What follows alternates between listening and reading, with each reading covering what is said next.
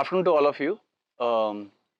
I'm here to give you information about successful conduct of a military operation that was carried out over a period of 9 days along the line of control in Uri area.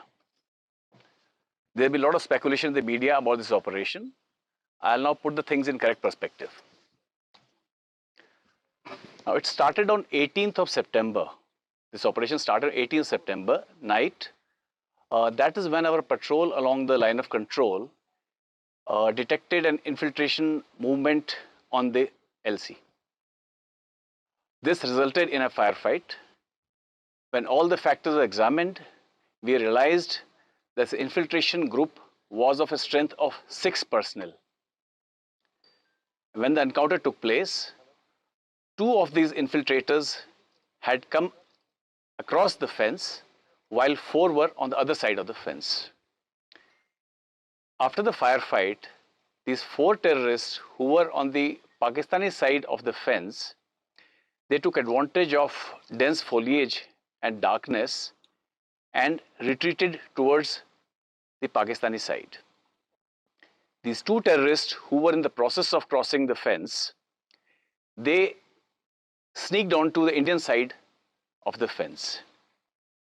Once we realized all this, the additional forces were mobilized to cordon these 2 terrorists who had infiltrated into the own side.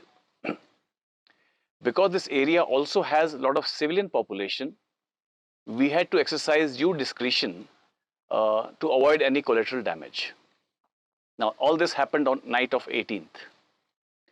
Thereafter, once the cordon was established by additional troops, these terrorists tried to sneak out on a number of occasions, and there were exchanges, fire exchanges in the intervening period.